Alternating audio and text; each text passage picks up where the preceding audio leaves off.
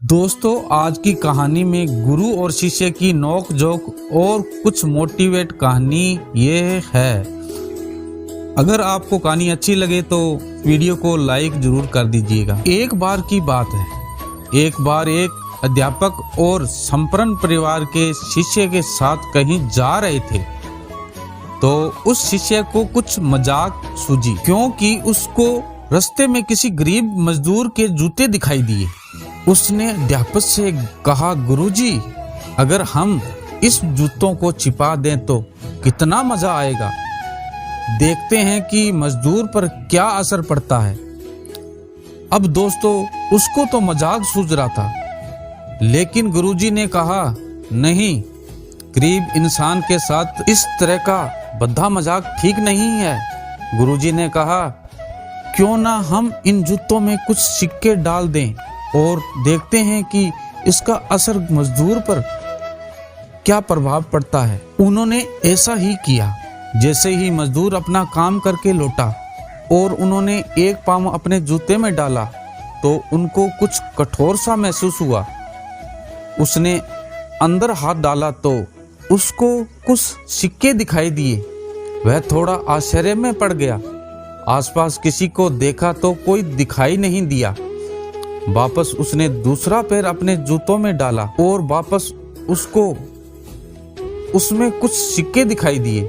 अब दोनों जूतों के सिक्कों को उसने अपने हाथों में रखा और भगवान की तरफ इशारा किया, हे भगवान, पता नहीं किसी भले मनुष्य ने यह सिक्के मेरे जूतों में छिपाए हैं, लेकिन जिसने भी छिपाए हैं उसको मेरी दुआ है ताकि इन पैसों से मैं अपने बच्चों और पत्नी के लिए कुछ खाना और कुछ दवाइयाँ ले जा सकूँगा।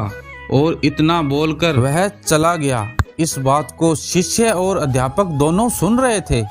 अब अध्यापक ने शिष्य से पूछा कि अब तुम मुझे बताओ कि तुम्हें कैसा महसूस हुआ, तुम्हारी पहले वाली मजाक या मेरा तरीका।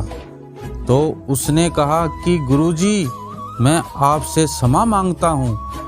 अब मुझे समझ में आ गया है कि सच्ची खुशी किसी चीज में है। जब हम किसी की मजाक उड़ाते हैं तो हमें कुछ पल का आनंद मिलता है, लेकिन इससे हमें दुआ नहीं मिलती है।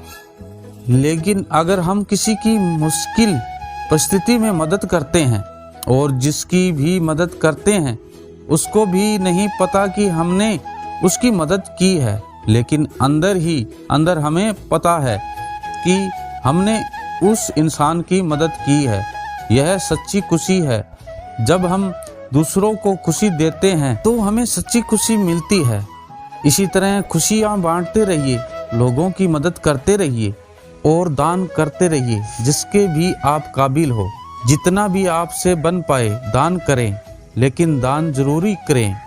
इसका मतलब यह नहीं है कि आपको कंपलसरी या अनिवार्य रूप से इतने रुपए दान करने ही चाहिए, क्योंकि हर किसी की जरूरत अलग अलग हो सकती है। अगर आप किसी को पैसे दान नहीं कर सकते हैं तो कम से कम चीज़ों का दान तो कर सकते हैं।